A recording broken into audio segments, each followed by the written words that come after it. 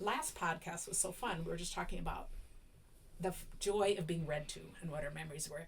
Tonight, we're going to talk about the struggles of learning to read that some people experience. For me, learning to read was nothing. You know, just, I don't even remember working to learn to read. It was just I mean, Hank too. Yes. Like, yeah. Jamie and I were not the kind of parents that ever tried to get him to memorize things or learn things. Like, we presented him to kindergarten. He didn't know the alphabet. Mm-hmm. Like, and he hadn't been to preschool. And had never been to, like, you know, any sort of childcare outside of, like, you and, like, Jamie's parents and me. I feel like by the end of kindergarten, you were reading, like, things at second, third grade level. Technical manuals. Yeah. But that is not the story for No. Either of you. So No. who wants to go first talking about that? Oldest to youngest? You know what? Let's start with the youngest because his solution kind of brings you in. Oh, that's true. So that's kind of fun. Very true. And I'm curious about the timeline of that. We'll get to that. Being read to made me love books. Yep. Reading comprehension, if you gave me a sentence, I could read it and I could understand it. If you gave me a book, I couldn't read it. And we didn't have the resources to understand that. Maybe we didn't even, or you didn't as parents, like, articulate the difference, but it wasn't a lack of, you know, ability to read a word.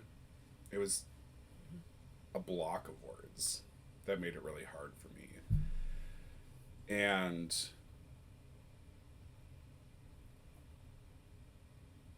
the embarrassment of, like, I would fear, for a little while I did a 4-H group, and sometimes there'd be scenarios where you'd be asked to read, and I was so afraid of that, and or read aloud to the group. I was so afraid of that I would do anything in my capacity to get out of going to 4-H. And even our Friday groups, there was a lot of reading involved, and I loved our Friday groups. This is like at the core, three families. The Friday groups had like 6 or 7 families. I know, but like the Conleys I think of as like the true partner, then the Neils, but then there were like chapters where there was like other families. But like I think in the beginning, wasn't it just like our we're the ones that probably started it. And, yeah. So it's like different homeschooling families would homeschool together on Fridays, and for like a month we'd be at our house. Yeah, and we do it by the age groups. Okay, yeah. Anyways, but again, and these were like very close people to me, but like the terror I would feel if I was asked to read, and it was traumatic. And there's a lot of shame involved. Then you brought me to vision therapy. And you were like 12. Yeah, I was gonna say I was like Hank's age. Yeah, like Hank's age. Yeah, so this is. And vision therapy was every week. I think in the beginning I went twice a week. And this is an eye doctor who had created a program where you're doing things with your eyes, and you know, like, just to like give an example, there was a big board of red buttons, and they'd light up, and you had to stare at the center button, and one would light up and you'd push it, and then that one would light up and another one would light up, and you'd push, and you'd just stare in the middle. You'd push that one, then push that one, and you'd see how far you can get. And I was like really proud of how far I could get. Yeah, you had a record. I think I had for a while. I think for a while I had a record. Yeah. And there were other things where like you're taking 2 images and staring at them and bringing them into like one image. You know, there's all these different exercises. But you'd go and you'd spend half an hour twice a week, and I did it for over a year. And the idea behind this was that it wasn't your vision, it was the between your vision and your brain. Yeah, so between your eyes and your brain there's a block. That's what they're it was like on. a version of ADD in your vision. And it was strengthening that capacity to see, focus, and retain and comprehend all those things. But it changed my life. I also went from a mediocre baseball player to playing on like Minneapolis' like Premier League after 1 year of that.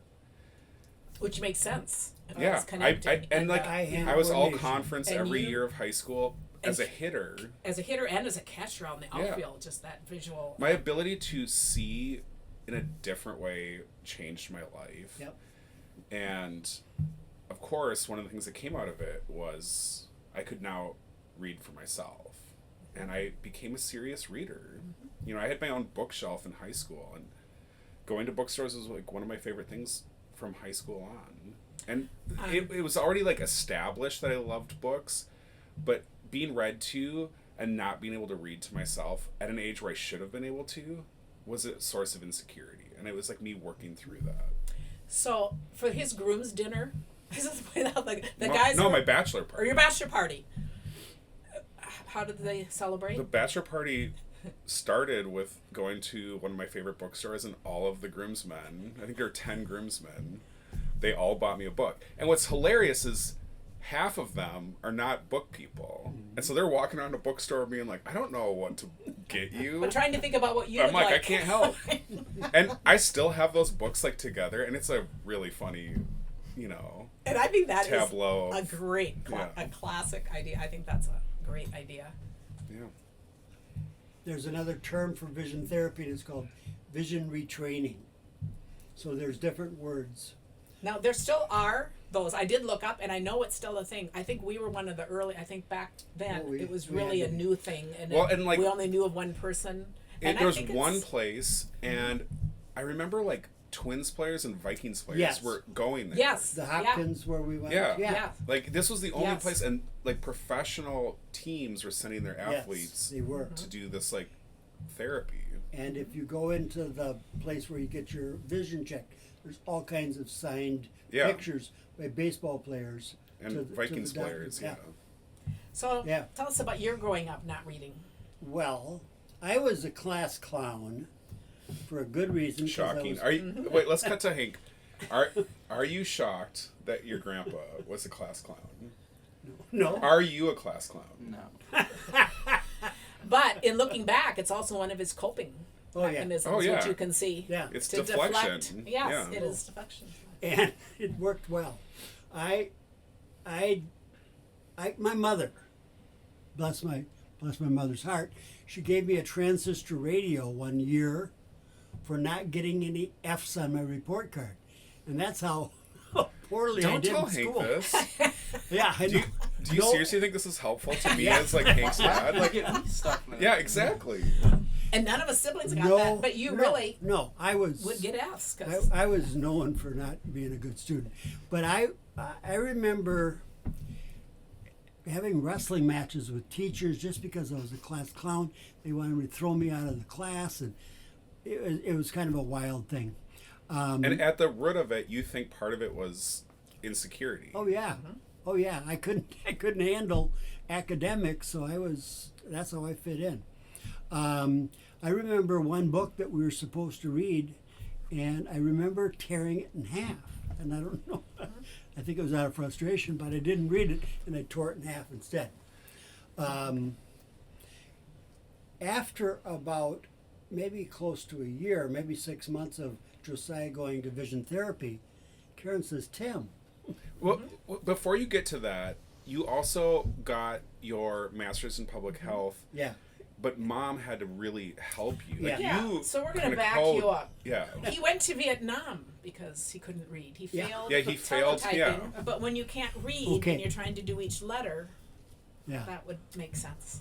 I did. You could have gone to Germany. You could have gone to Germany instead, yes. I flunked typing, and the class that I ended up in went to Vietnam, and the class I was originally in, this was in Fort Gordon, Georgia, was they all went to Germany or stayed stateside. And it was, but that worked out okay too. But then you went to college. Oh. So your like middle school went out of country? No. after high After school. high school. When he got drafted. Yeah, after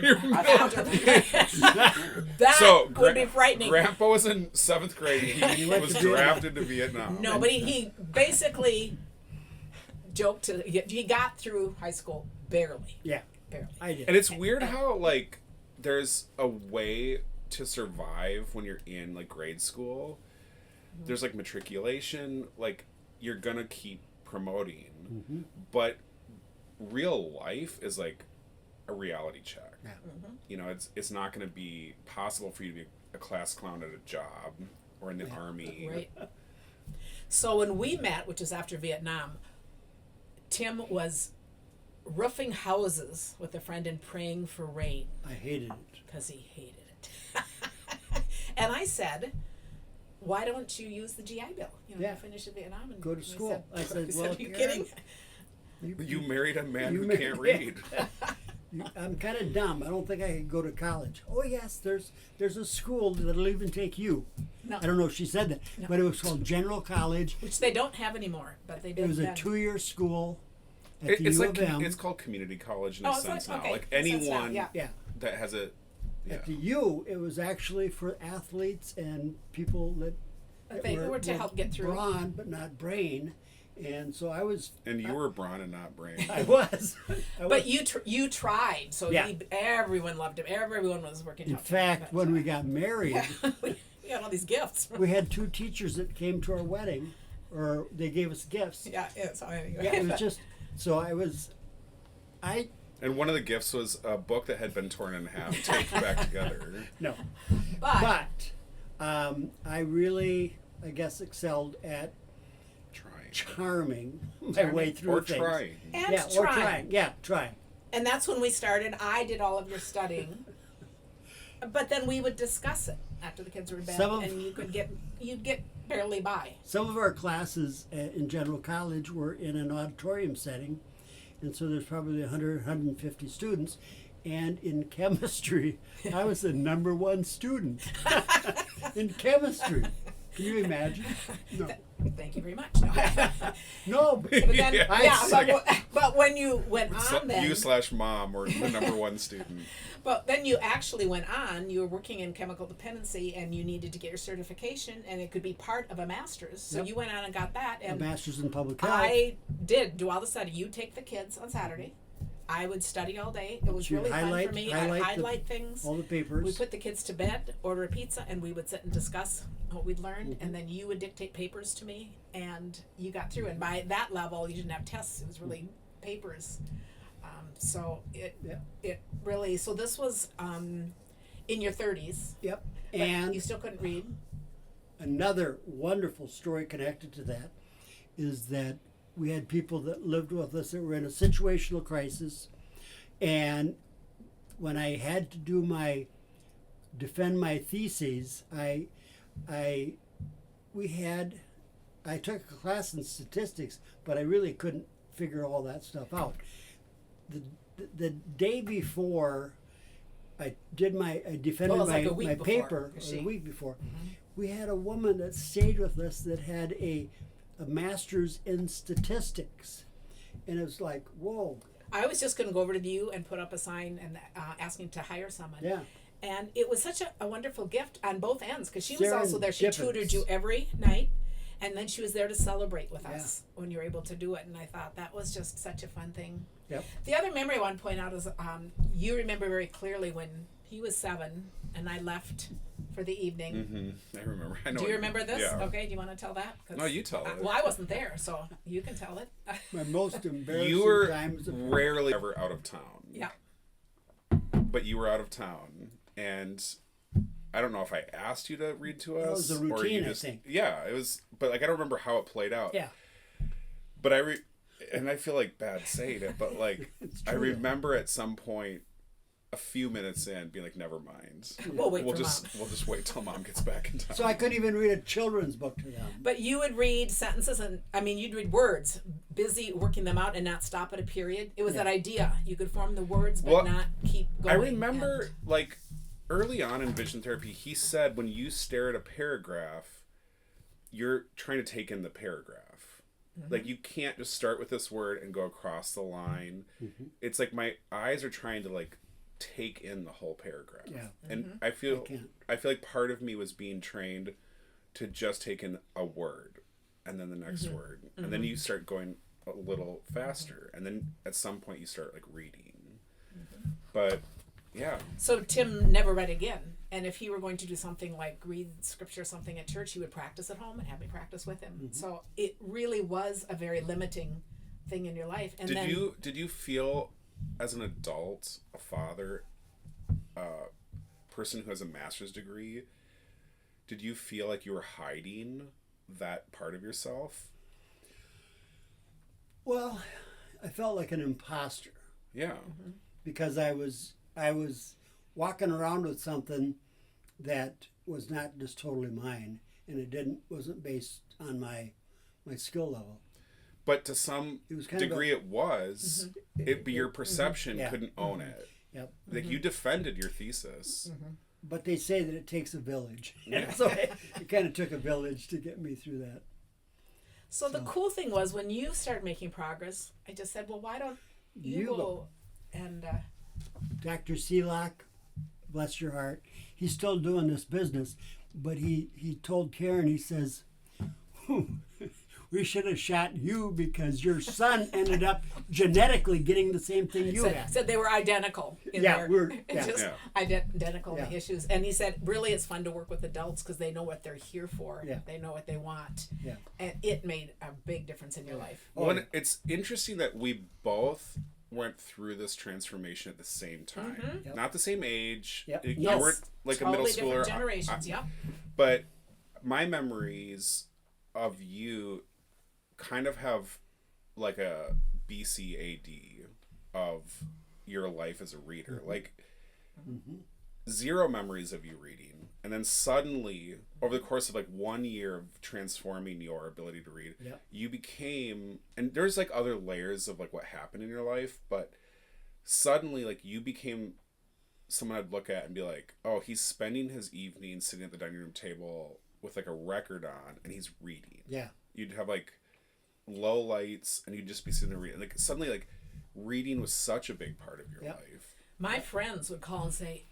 if Tim answered the phone and I'd get on, he says, it's so interesting to call you now because when Tim answers, I have to hear his latest book report before he passes you. But that's how new and exciting, and they were saying that fondly, like that was how visible this was.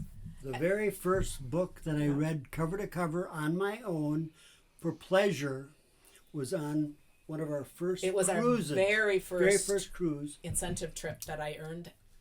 And so this was a huge memory. And it was called Atticus. And I forgot the author's name, but it was about a father and a son, and a powerful, powerful book. Ron Hansen, Atticus. It's like, that was the very first book I read on my own without any help. And you spent a good month going to every half-price book around and used bookstores, all the rounds, asking what would be a good idea for us to take on a cruise for that area. And this book came up several times, and that's how we ended up buying. So even the process of choosing your first book, which is going to be this huge celebratory thing, it was. And I just think it's really cool that also fits kind of this first trip we took. But, that wasn't us camping. It was the two of us. And it was a bookstore at Lake and Hennepin, and it was part records and part books. And I still remember the guy saying, I got a book for you. It's called Atticus. And he found it on the shelf and he handed it to me. And what's cool is you remember that guy. Yeah. This the parts, all these little things play in life.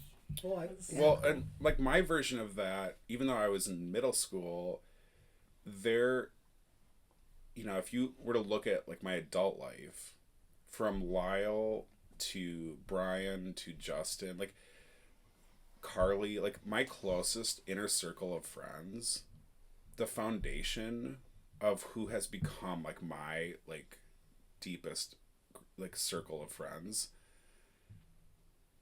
is all based on books and reading. It was our reading lives that we started our conversations with. Our first, I literally met Justin because I was following him on Instagram. And he never posted anything personal or his face, but if you look at Instagram, you can see what other people tag that person in. And his wife, Stephanie, would tag photos of them. So I knew what they looked like. And Jamie and I were at Grumpy's, and they walked in once. And I was like, that's the guy I follow on Instagram, who like reads like big, serious books. And I introduced myself, and they're like our closest friends. Yep. And from the get-go, he and I started reading together. And we still read together. You know, not literally together, but like we read the same book and then talk about it. It's hard to imagine if I had not had that intervention in my life, how differently my life would look. And it's also amazing. It really makes you feel for how many adults. I mean, I looked up the statistics and I couldn't believe it. So many adults either can't read or read at a very low level, so that it's not enjoyable, and it's hard to go do things and to realize what a gift. I witness, not every day, but I witness that struggle at work. And this week, the group that I work with, we were assigned to write things about students, observations, benchmarks, and it occurred to me 2 or 3 of my coworkers were like obfuscating from doing that. Like they weren't saying no, but they were keeping themselves busy to avoid it. I had another day where someone had to fill out something important, and any word that wasn't extremely common, she needed help like spelling it. And it's like, it makes your heart kind of hurt a little bit thinking about how, you know, even with the era of screens, the ability to read and the inability to read divides you. And the pleasure of reading, there's a book out there for everyone, you know, and the pleasure of like sitting with a book. On a lighthearted note, I will never forget the day when you called out to me, because you like to write even back then. So and you called and said, "So how many T's are there in writing?" And you hollered out, "Dad, I even know that one." But it's just kind of, I mean, that's kind of the level we were at it, you know, everything being a struggle. Yeah. And so later it became written. So. But just very cool. So we know a lot of you have experienced this, and we know how common it is with kids, just all the things. So again, we would love to hear your stories. If like you struggled with reading, if you struggle today, what it means to you, what it meant to you, if you love someone who has struggled to read, like what you observed it meaning to them. And if any of you have tried vision therapy or other therapies, it's just fun to hear that too. So our next episode is going to be about Tim losing his ability. We talked, you know, we so introduced it. Yeah, so we introduced that. So then we're talking about what it's like to lose that again. And it's also just part of aging. You know, you hit the point where you are losing things. I think it starts at your age, you know, when you kind of start losing your physical. No, but you know, it is. No, I'm just saying it's.